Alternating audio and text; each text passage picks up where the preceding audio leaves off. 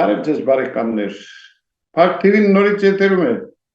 եւ իհարկե հասկանում եք, որ այս օրերին հատկապես ինձ համար շատ ծանր է գտնվելով հայրենիքից հեռու բուժումների մեջ, բայց ես չեմ կարող անտարբեր անցնել այն ամենի հետ կապված, ինչը տեղի է ունենում այսօր Հայաստանում։ Դուք հասկանում եք, որ իրավիճակը իսկապես շատ ծանր է եւ մենք փորձում ենք մեր լավագույն մտավորականների, մեր լավագույն անձանց միջոցով ինչ-որ բան շտկել իրավիճակը։ Իսկ այսօր մեզ հետ կապի է դուրս եկել իսկապես մեր լավագույն մտավորականներից մեկը Միքայել Հայրապետյանը։ Բարև ձեզ, պարոն Հայրապետյան։ Բարև ձեզ, պարոն Ղուշյան։ Ես շատ ուրախ եմ, որ դուք միշտ մեզ հետ եք մեր կողքին եւ անգամ այն ծանր րոպեներին, որ մենք երբևիցե հայտնվում ենք, միշտ Միքայել Հայրապետյանը մեզ հետ է մեր կողքին, մեր TV-ի լավագույն բարեկամը։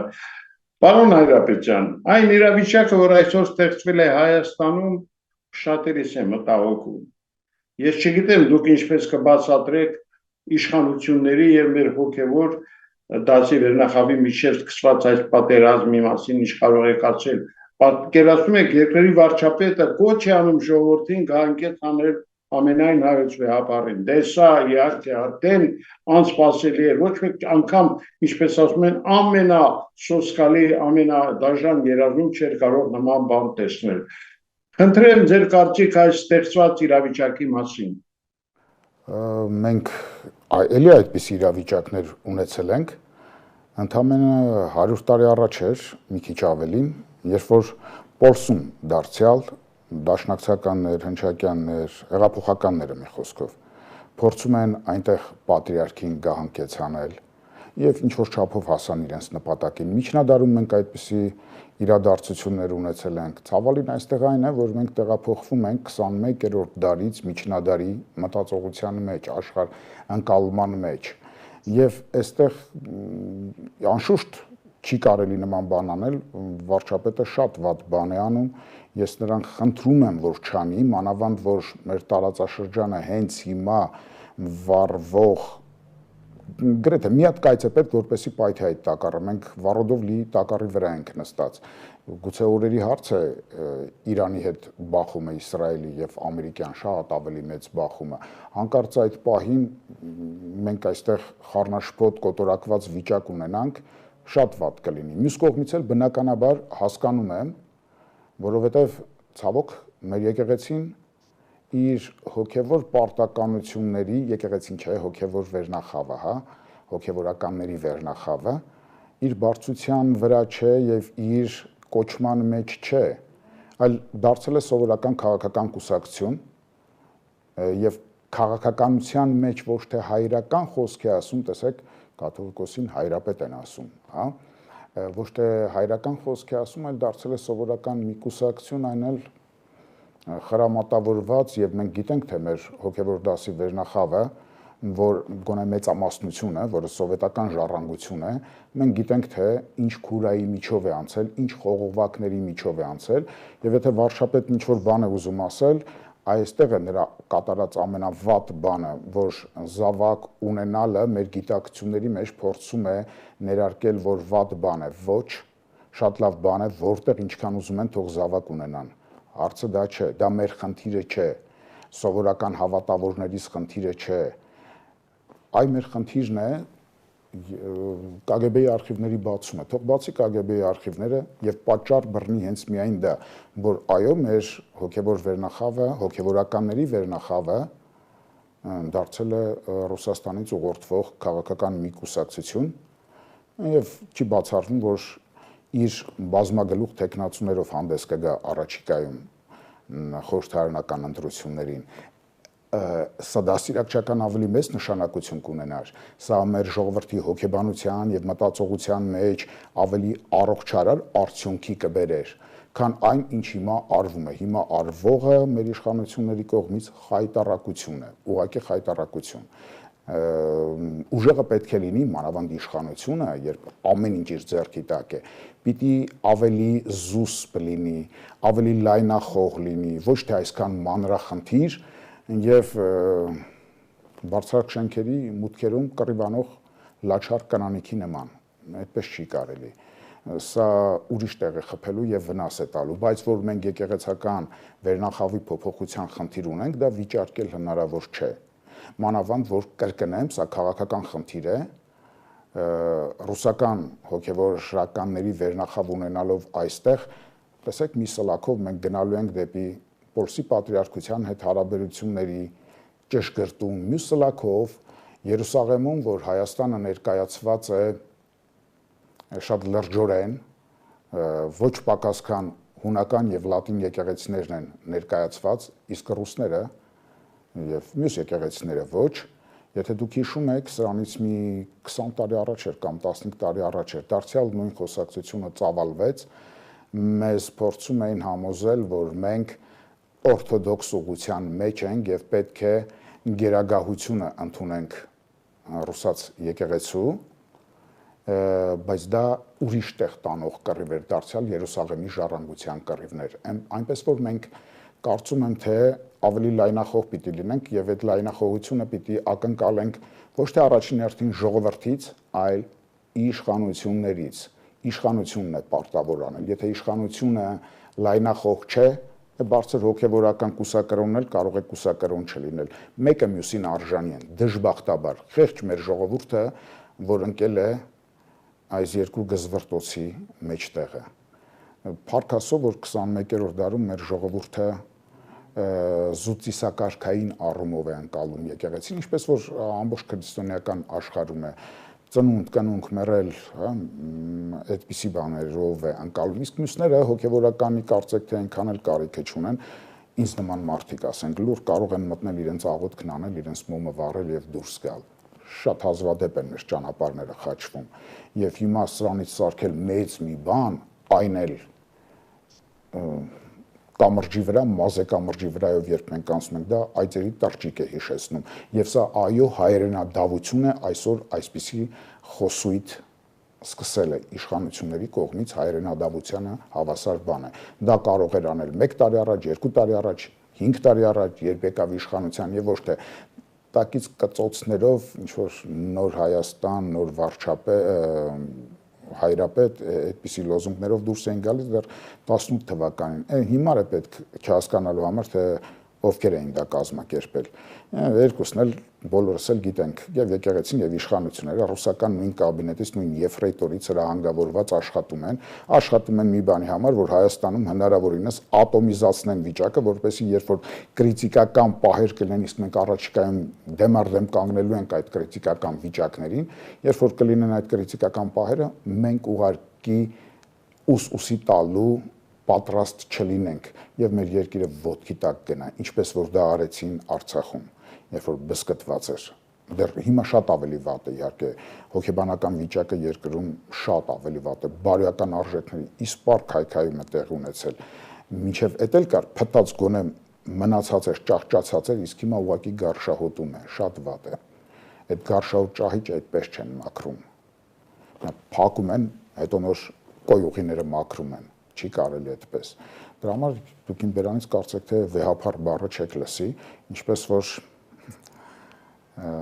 պարոն վարչապետ ասվածը, կարծում եմ տոնայնությունը ընկալվում է։ Ներողություն, եթե երկարաձգեցի։ Պարոն Հայրապետյան, իսկապես աշխարհում ստեղծվել է շատ այդպես խառը բարդ իրավիճակ։ Տեսեք ինչ է կատարում Միացյալ Նահանգներում։ Փաստորեն միգրանտների ապստամբություն է եւ այնտեղ խիստ ագրեսիվ մոտեցում է ցուցաբերվում նաև հայ միգրանտներին, որոնցից շատերին արդեն փորձում են արտաքսել երկրից։ Այս իրավիճակը ինչ է դեսուչում։ Ճիշտն ասած, հայ մարդկանց արտաքսման մասին որևէ տեղեկություն չունեմ, թեև Միացյալ Նահանգների տարբեր հատվածներում գտնվող ընկերներիս հետ գրեթե ամենօրյա ռեժիմով խոսակցության մեջ եմ, բայց եթե անգամ այդպիսի բան կա, իրենց երկիրը, իրենց օրենքները, բնականաբար պիտի արտաքսեն, եթե ապօրինություն են արել։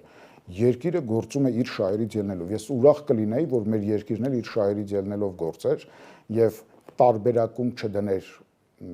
որևէ օտարի միջև։ Օրինակ ասենք, մտեք մեր խանութները եւ նայեք ապրանքների վրա։ հայրեն երբեմն իսպառ բացակայում է մակագրությունը, լինեն դրանք հյութեր, լինի ծխախոտ, ինչ ուզում է լինի, հա, հայրեն իսպառ բացակայում է, բայց եթե հայրեն էլ կա անպայման ռուսերենով զուգորդված։ Մենք մեր պետության շահը չենք պաշտպանում, մեր քաղաքացիներին ինչպես պիտի պաշտպանենք։ Ամերիկան գտել է այս պահին, որ Թրամփը գտել է այս պահին, որ պետք է ապօրինի ներգաղթյալներին հանի, հանում է, վատ է անում։ Այ եթե Թրամփի նման մի հատ մարդ 150 տարի առաջ այնտեղ լիներ, Թրամփն այսօր Ամերիկայում չէր լինի։ Ուժեղի մոտ միշտ էլ թույլն է մեղավոր։ Մենք մեր տեղը ճիշտ ճանաչենք, մեր վերմակին համապատասխան մեր ոտքը մեկնենք։ Դա մեզ համար լրացուցիչ բեռ կլինի, այո, այնտեղից արտաքսվողների հանգամանքը, որովհետև ինչպես գիտենք, այնտեղից ուղարկվող գումարների հաշվին այստեղ ընտանիքներ է, որ ապրում են։ Դա կարող է բացական անդրադառնալ, բայց եթե արտաքսելու են, թող իրենք ընտրեն, Ղարաբաղից դուրս եկան, թող մի հատ պետությունը այդքան տղամարդկություն ունենա, իշխանությունը, տղամարդկություն ունենա եւ ասի, այդ 100,000-ը, որ եկավ վերջին դատարկման ժամանակ, նրանցից քանիսն է մնացել Հայաստանում։ Այստեղ մենք լրիվ ուրիշ խորքային խնդրի հետ գործ ունենք, մենք որքանով ենք կապված մեր հայրենիքին, Ամերիկայից վտարվելուց հետո կձգտեն վերադառնալ իրենց տները, թե կփորձեն թեկուզ շատ վատ միտեղ Ուկրաինայի ու Ռուսաստանի նման, որ պատերազմի մեջ է, կամ չգիտեմ, գնալ Արգենտինա, գնալ Ուրուգվայ, ուրիշ տեղ գնալ, բայց Հայաստան չվերադառնալ։ Այստեղ մեր ներսի խնդիրն է, ինչպես որ Սարոյան եղբայրներում էր ասում, գաղթականի հոգի ունեք, այս գաղթականի հոգին ինչպես պիտի մեր միջից հանվի, եթե բանալին պարոն վարչապետի տված այդ գավառական մոտեցումն է, թե որտեղ հաց այնտեղ կաց, ամենամեղմ ձևով եմ ասում գավառական որակումը, ուրեմն մենք ապագա չունեցող ժողովուրդ ենք։ Այստեղ լրիվ ուրիշ հոգևոր սնունդ է պետք եւ ոչ թե նյութականին կապել հացին, խոտը որտեղ փարթամ է այնտեղ արածիր։ Դա է ասում։ Եկեք մենք հասկանանք, որ մենք ասուն ենք եւ ոչ անասուն ենք։ Իդեպ նույնիսկ այդ որ անդադ 5 կտակարանից ցիտումներ է անում, մեջբերումներ է անում պարոն վարչապետը։ Աստված Ադամին ստեղծելուց հետո թող մի հատ նայ էլի, հանձնարարություն տվեց, չէ, ասած գնա դրախտում ինչ կտեսնես անուն դիր, խոսիր, ասա, դարձիր ասուն, եւ երբ անուն դրեց, այդ ժամանակ էր, որ անասունից կտրվեց։ Հիմա մենք նորից ուզում ենք վերադարձնել մեզ անասնական վիճակի, թե որտեղ խոտը փարթամ է այնտեղ արածիր։ Դրա համար իրենք եթե որովայնային են, ստամոքսային են, նրանց թվում է թե ամբողջ հայ ժողովուրդն է այդպեսին, ոչ, այդպեսին չէ։ Թող գնան եռաբլուրի տղերքին նայեն, այդ նկարներին նայեն։ Նրանք ուտելիքի համար չի, որ կամավոր գնացին ու զոհվեցին, խոտի համար չի, հացի համար չի, որ գնացին, եւ էլի գնացողները կլինեն, բոլորը չէ, որ մեր իշխանությունների եւ մեր ընդդիմության նման են, մեր քաղաքական, քստմնելի, ընտրանու նման, որը ամենևին էլ մերը չէ, քանի որ սպասարկում է ոչ թե ազգային շահեր, մեր պետության շահերը, այլ օտար պետության, որոնք իրենց նշանակել են այստեղ, մեկին իշխանություն, մեկին ընդդիմություն, մեկին եկեղեցի։ Այդ ավգյան ախորներն է պետք մաքրել, իսկ որտեղից մաքրել, որտեղից սկսել, լաչար կնգանման կռիվ անելով չէ, KGB-ի արխիվները թող բացի եւ չվախենա, եթե նույնիսկ իր ազգականներին կգտնի այնտեղ։ Մի անգամ մենք պիտի անցնենք այդ Չարենցի ասած վիրահատական ակցիանի տակով, թե ոչ, որպես այդ ժահր, այդ թարախը մեր միջից դուրս անենք, մաքրվենք, խոստովանենք, թե չէ մեծ խոսում էր, ինչ որ բաներ էր ասում, լրագրողներ ցիտում, թե ով ծոմ է պահել կամ ինչ որ կարդացել է ամեն օր աղոթում է, թող հիշեն մի առակը Աստվածաշնչից, նոր կտակարանից ի դեպ Հիսուսի, որ հայրն ուներ 2 զավակ, հանձնարարություն տվեց, մեկն ասաց կանեմ ու չարեց, մյուսն ասաց չեմ անի, բայց արեց, որն է ավելի ընդունելի հոր համար։ Նա որ թեկուզ ասաց չեմ անի, բայց արեց, իսկ մենք ինչ ենք անում հիմա։ Մենք դրել մեր Հիսուսակերպ հայրենիքը խաչի ենք բարձրացնում եւ վերջին փշրանքները մնացած պատմուճանի համար էլ վիճակ ենք գցում։ Գլուխը կախ գոնե խոսեն այս մասին։ Ամոթ իրենց, 1000 ամոթ, մեր ամբողջ քաղաքական ընտրանուն, մեր հոգեվորականների վերնախավին ամոթ իրենց։ Հայրենիքը դրել են խաղատախտակի վրա եւ խաղամոլի նման ռուլետկա են պտտում։ Սոսկալի է, պարոն Ղուշյան։ Այստեղ է մեր ողբերգությունը։ Մանավանդ այն պահին, երբ որ օրերի հարց է գուցեև, այդ համաշխարհային մամուլն է ասում, օրերի հարց է Իսրայել, Իրան, հակամարտությունը կմտնի հրթիռակոծումների փուլ, մեծ թեժ պատերազմը կսկսվի, թե ոչ, մենք փոխանակ դրան պատրաստվենք, ինչ-որ կույսերի կուսություն ենք փորձում ստուգել, ամոթ իրենց, օտարի խաղ են խաղում, հայի շահ չկա այստեղ։ Պարոն Հայրապետյան, ես շատ ցավով եմ ասում, բայց այսօր մեր մշակույթը, կրթությունը, մեր գիտության ոլորտները ասես մի տեսակ մղվել են երկրորդական պլան եւ իշխանությունների կողմից այդպես նույնիսկ անուշադրության են մատնված, բայց չէ որ մենք միշտ աչքի ենք ընկել մեր մշակույթով, մեր գիտությամբ, ինչ է կարծում այս առումով ինչ անելիքներ կան։ Ճիշտ է, մինչև այսօր ինչ արել են, շատ վատ են արել մեր իշխանությունները, սկսած իրենց իշխանության գալու պահից, երբ որ տղամարդկությունը, ворցությունը բռնում էր միայն հայոց լեզվի դեմ սուր ճոճելով, բայց օրինակ եկեք դա էլ չուրանանք, Հայաստան ըստեյության տարածաշրջանում ներկայություն կապահովի արհեստական բանականության մեծ գիգանտի համար, դա մեծ թռիչք կապահովի, ինչի համար բրավո արեցին մարդիկ, բայց միևնույն գիտությունը հիմա մի փոքր այլ սահմանման կարիք ունի, քան ասենք սրանից 20-25 կամ 40 տարի առաջ էր։ Ժամանակակից գիտությունն ինչ է նշանակում, այդ դրան հետ կարող ենք քայլ գցել։ Մենք կարող ենք հասկանալ, որ ամեն ինչ կարող է փոխվել, փոփոխվում է, բայց կոնստանտ արժեքներ, հաստատուն արժեքներ մենք ունենք, թե չունենք։ Նույնը կա նաև մեծ առումով ձեր ասացի նման գիտության, կրթության, մշակույթի մեջ, այո, այդպիսի արժեքներ կան, այդտեղ է որ պետք է ամուր կարճած պահենք։ Իսկ մենք ինչ ենք անում, ասում ենք նժդեհը, որից այսօր մենք պիտի սնվենք, որովհետև այսօր էլի 5 կտակարանին իրենց սիրած անդրադառնամ, 5 կտակարանային եսավի նման մսխում ենք նժդեհի թողած ժառանգությունը։ Եթե այսօր մեզ շան տեղ դնող կա, ապա միայն Սյունիքի համար կա։ Իսկ Սյունիքն այսօր Հայաստանի կազմի մեջ է եւ եղավ սովետական Հայաստանի կազմի մեջ բացառապես այդ մեկ գեր հանճարի հայ ժողովրդի մեծագույն զավակի շնորհիվ Գարեգի Նժդեհ։ Եվ այսօր հանկարծ մենք ասում ենք ինքը ֆաշիստ է։ Նրա գաղափարախոսությունը ֆաշիստ։ Եվ ովքեր են ասողները։ Ողորմելի թշվառականներ, որոնք ոչ հայրենիք, ոչ ազգ, ոչ տողմ, ոչինչ չունեն։ Իրենց հայրենիքը, իրենց տողմը, ինչպես Սևակն էր ասում, իրենց ստամոքսն է, իրենց որովայինն է։ Այ որովայնամիտ երկիր ենք ուզում սարքել։ Այդ մեր հաստատուն արժեքները հոգևոր բնագավառում պիտի կարողանանք փնտրել, գտնել, դրանցից ամուր կարճել, իսկ գենի հետ մենք պրոբլեմ չունենք, մեր ժողովուրդը խելացի է, անընդհատ հազարավոր Վիկտոր Համբարձումյաններ կարող է իր միջից ծնել, եթե հիմքը լավ լինի, իսկ մենք հիմքն ենք խախտում։ Գիտեք, գիտությունը ազգություն չունի, ազգություն չի ճանաչում, բայց ազգը պարտավոր է գիտություն ունենալ։ Եթե կա մի ազգ, որ գիտություն չունի, տեխնիկայի եւ ժամանակի խնդիր է նրա վերացումը։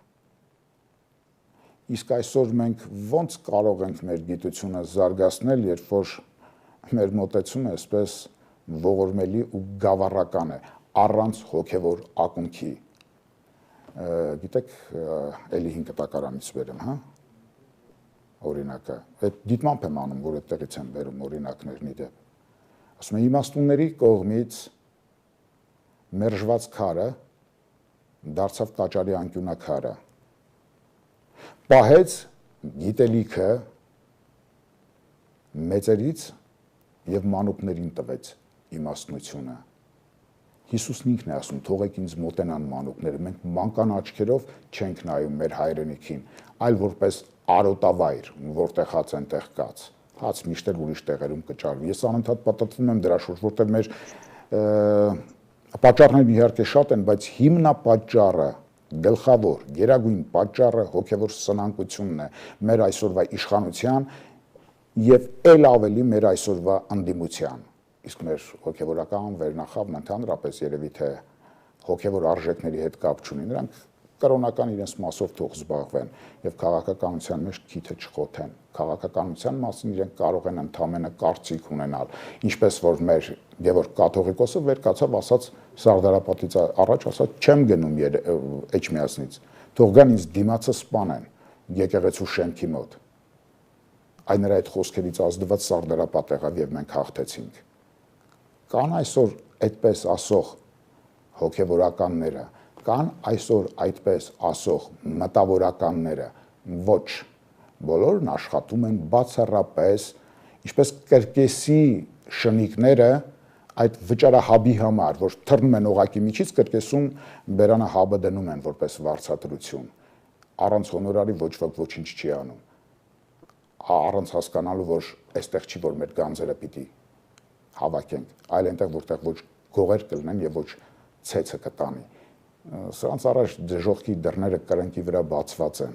տա Աստված որ մեր երկիրը չանցնի այդ սարսափելի դռնով։ Գցեք Արցախի հայաթափումից հետո Ալիևյան ռեժիմը այսպես ամեն կերպ փորձում է ոչնչացնել Արցախում մեր բոլոր պատմական հուշարձանները, մեր մշակութային հետ փաստորեն նրանք փորձում են ամեն կերպ ենթարկել այսպես ոչնչացման։ Եվ ինչ է ցավալի, մեր իշխանությունները, մեր անատամ իշխանությունները ոչինչ չեն անում եւ կարծես թե ոչինչ չի կատարում։ Ինչ ասում է Ալիևը, սրանց համար օրենք է։ Սա ինչով է բացատրում։ Գիտեք, դա մեր ազգային էթնիկ գույցյան մաս է կազմում։ Հիշում եք ամենամեծ խաչքարների անտառը, որ կար կամ երկրորդ մեծը, Ջուղայում։ Հենց այս նույն Ալիևը քանդեց, պարսիկներն այն կողմից, Արաքսի այն կողմից նկարեցին եւ ամբողջ համացանցը ողողված էր այդ կադրերով։ Հիմա էլ կարող եք դնել։ Դա այլ հոյես իշխանությունների ժամանակ չէր։ Մի հատ ծպտում չանեցին, ձեր ասած անատամն էին։ Բա դրանից հետո կարող են մեր երկրի ղեկավարները, պարոն Քոչարյանը, պարոն Սերժ Սարգսյանը, իրենց ոնց պիտի թույլ տային գնային ձեռքը սեղմեին Ալիևի եւ նրա այդ բանակցությունների նստեին։ Ինչու աղմուկ չբարձրացվեց ՄԱԿ-ում, ՅՈՒՆԵՍԿՕ-ում, եվրոպական տարբեր կառույցներում, այդ գալիս է մեր ընդհանուր էլի եմ ասում, այս իշխանությունները մեր ուժասպառված ժողովրդի ավելի խայտառակ արտացոլանքն են։ Գումարած դրան նաև քանի որ օտար ագենտուրային գործակալական ցանց են, հայրենիքի հետ ոչ մի առնչություն չունեն, անհաղորդ են մեր հայրենիքին, մեր հոգևոր գանձերին անհաղորդ են։ Չեք հիշում վարչապետը սրանից մի քանի տարի առաջ էր, կարծեմ մինչև պատերազմն էր, թե պատերազմից հետո ինչ է նշանակում, ասում եմ ամենտեղ խաչքար են դրել, Երևան Հայաստանը խաչքարեր, մի հատ տող Վրաստան գնա էլի։ Ամեն քայլափոխի խաչեր են դրված։ Այդ խաչից ինչ է սարսափում այդպես սատանայի չարքի նման։ Մենք էլ ինչ ունենք աշխարհին տված խաչքարից, դուդուկից, մածունից, նման բաներից զատ։ Մենք պիտի իմանանք մենք ինչ ունենք, որ ուղղությամբ կարող ենք զարգանալ։ Թող գնան մի հատ վերնիսաժում հարցնեն, էլի, այդ որ դրսից գալիս են այդ փոքրիկ մանրակերտերից ինչ են ավելի շատ օտարները վերցնում տանում, ոչ թե մեր սփյուռքահայ քույրերը կամ եղբայրները։ Ու դրա դեմ են, ինչի, որովհետև տգետ են, ուրիշ ինչ ասեմ, տգետ են, գումարած նաև որ մերը չեն։ Մեր բնի մեջ օտարի դրված հավկիթների աճած, թուղթ նստած, աճեցրած կերպարներ են։ Եվ իշխանությունը, եւ ընդդիմությունը, նրանք երկվորյակներ են։ Ցավոք սրտի հիմա եռագլուխ կա, նաև մեր եկեղեցականների վերնախավին կարող ենք դա ասել, դժբախտաբար։ Էլ եմ ասում, գնացել էին, մտել էին Պոլսում պատրիարքարան, պատրիարքին փախցրել էին, կանգնել սեղանի վրա ատրճանակ էին կրակում։ Հեղափոխականները, դրա համար բոլոր հեղափոխությունները, եթե անգամ այս 18 թվականի իմիտացիայի նման էր, իմիտացիոն հեղափոխություններ, բոլոր հեղափոխությունները չարիք են, բոլոր հեղափոխականները չարագործներ։ Ակունքին մի հատ պիտի նայել, ինչ է հեղափոխություն։ Մենք էվոլյուցիոնիստ ազգ ենք, թե ոչ։ Դրա համար թող գնան, փառք Աստծո,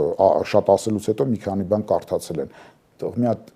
Գուրգեն Մահարու այրվող այգեստաններն էլ կարդան էլի։ Ի վերջո, դուք այն կարծիքին եք, որ մենք կունենանք վերջապես կգա ավելի ճիշտ մի նոր իշխանություն, որը կարող է այս ամեն ինչը շտկել։ Ինչ ելքեր եք տեսնում։ Կան ուժեր Հայաստանում, որոնք իսկապես ի վիճակի են վիճակը քիչ թե շատ բարվոք դարձնելու։ Չէ ուզենա իմ կարծիքը, որը կարող է շատ սխալական լինել, հնչեցնել կամ փաթաթել ձեր ակնթիժների ու կնդիժների վզին, կասկածում եմ, քանի դեռ մենք գտնվում ենք հակաքաղաքակրթության, այսինքն ռուսական ուղեծրում, իսկ Ռուսաստանում ցավոք սրտի դեռևս այդ վիճակն է, երբ որ ուղղաձիգ կառույց է եւ ոչ թե ժողովրդավարական։ Ես երազում եմ ժողովրդավարական Ռուսաստան լինելու մասին։ Քանի դեռ այդպես է ոչ, մի տգետին մեկ ուրիշ տգետ է փոխարինելու, որ կրամոլների մի ոհմակին փոխարինելու է մեկ այլ ոհմակ։ Գիտեք, մենք փոքր չենք եւ 90-ական թվականների մամուլը, հեռուստատեսությունը հիշում ենք, քարկոծում էին ՀՇ իշխանությանը, ես էլ դրանցից մեկն էի, եւ ինչ ասում էինք, դրա 90%-ը այս հետադարձ հայացքով որ նայում ենք, տեսնում ենք, որ ճիշտ էինք ասում, նույն բանն էին։ Հետո եկան, մտածեցինք նոր թարմություն կլինի, երիտասարդ տուրնիկից ճիշտ մեկն եկավ Արցախից, հաղթանակած Արցախից։ Հետեսանք նույն բանն են անում, նույն որկրամոլներն են։ Եկան բիրդան աղաներ դարձան, միլիարդատերեր դարձան։ Այսինքն այդ փոփոխությունը կոսմետիկ փոփոխություն է։ Այն ժամանակվա ՀՇ-ի ժամանակվա օլիգարխներին ենք հիշում, Քոչարյանի ժամանակվա էլ, Սերժ Սարգսյանի ժամանակվա էլ, հիմիկվանն էլ տեսնում ենք, մենք, չգիտեմ, մեր ընտրանին, որը մերը չէ կրկնեմ, կամ մասամբ է մերը, ունակ է արդյոք պետականություն ունենալու թե ոչ։ Երկնքից առաքված մի գանձ է պետականություն, ինչպես ենք վարվում մենք մեր պետության հետ, մենք մեր աչքի բիբը փորփրում ենք քորոցով, չի կարելի, եթե չենք հասկանում մեր կանգունության երկու հենասյուների անվիճարկելի լինելը, մեկը մեր լեզուն է իր կրթական համակարգով, որը ավերվում է մինչև վերջ, եւ երկրորդը մեր բանակն է, մեր բասկի ուժը, որը դարձյալ այսօր ընկճված վիճակում է։ Ժամանակին հիշում եմ, մարդիկ, եթե չեմ սխալվում, 2008 կամ 2009 թվականներ, ինչ-որ զորամասից նկարներ էին արել, թե ինչպես հակականոնադրական հարաբերություններ կան, ծեծում են, բան են անում։ Սերյան Օհանյանը, որ այդ ժամանակ նախարարն էր, պաշտպանության նախարարն էր, ասում էր մի նկարեք, մի գցեք, ես ինչ եք անում, չի կարելի մեր բանակը մի վարկաբեկեք։ Ոչ, այդ մտածողությանն եմ դեմ։ Հայտարարություն է այդ մտածողությունը։ Մենք եթե այս մոլորակի վրա մի հատ դաշնակից ունենք,